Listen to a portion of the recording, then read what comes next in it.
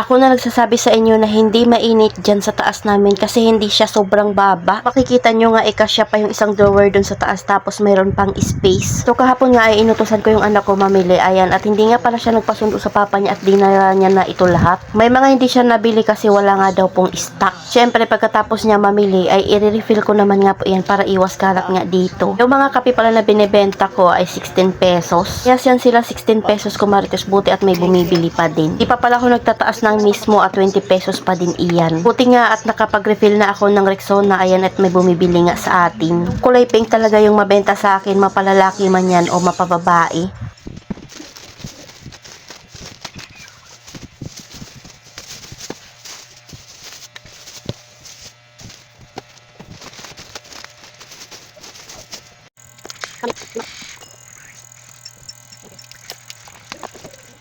Subukan ko nga mag-refill ng mga biskwit na hindi na nga tinatanggal dun sa lagayan nila para hindi nga magkakatumbahan pagkaunti na lang yung laman. Malaking bagay din talaga itong ginamit ko nga pong lagayan ng mga biskwit kasi dati limited lang talaga yung mga biskwit ko na mai-refill dito sa tindahan. Pinupulitan ko na nga yung mga biskwit para pag may bumili ay diretso bigay na lang din. Di maganda pag mayroon nga kulang dyan na biskwit ko marites kaya bumibili ka agad ako. Kaya kung mayroon nga pong 3 piraso or 5 piraso na lang yung tira ay kailangan lang bilhin ka agad. Kasi mas maganda nga po pag lahat ng space ay merong laman. Hindi nga lang talaga nung pinag-grocery ko nga si Kuya Sian ay bukas pa yung mga groceryhan. Kung na rin sana bumili ng tigi 1 kilong gamis kumarites kasi kung makikita nyo nga kaunti na lang yung stock ko. Lay na nga po ako madalas bumibili ng gamis pero feeling ko ay kailangan ng magmahal. Pa din kasi talaga yung mga benta ko sa gamis. Dahil yung dati ko nga pong binibili na gamis na 139 ngayon nga po ay 142 na. O diba lahat ng space dito sa tindahan ko marites ay nilalagyan ko nga po talaga ng paninda. Para walang masayang. Yung halos araw-araw ka nagre-refill ng mga paninda mo pero lagi pa rin may kulang.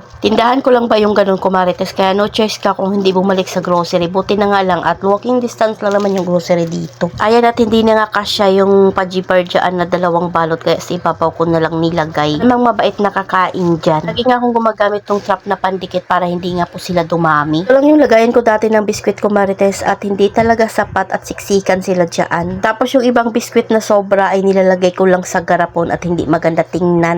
Buti na nga lang talaga at may na-order tayo sa online para naman nga po magkaroon pa ng iba pang lagayan. Itong condensed na Skyflex kumarites, marami pa iyan pero nagpabili na ulit ako ng isa pang balot. Suki kasi ako niyan at madalas nga po yan yung hinahanap niya. Pag mabenta nga po sa tindahan natin, okay lang na mag-stock na marami. So ayun, pakita ko nga po ulit yung taas namin. O diba maaliwalas na siya pero yung banda sa bitana ay nandun pa yung drawer ko. Arrange ko nga lang po yung banda sa akin pag nasira na nga po namin itong sofa. Ayan yung drawer na yan ay iakyat namin dun sa taas. Yung drawer ko naman ay ililipat ko dyan. Pero yung drawer ko kumarites pang samantala lang iyon kasi magpapagawa ako dito ng mga lagayan ng damit.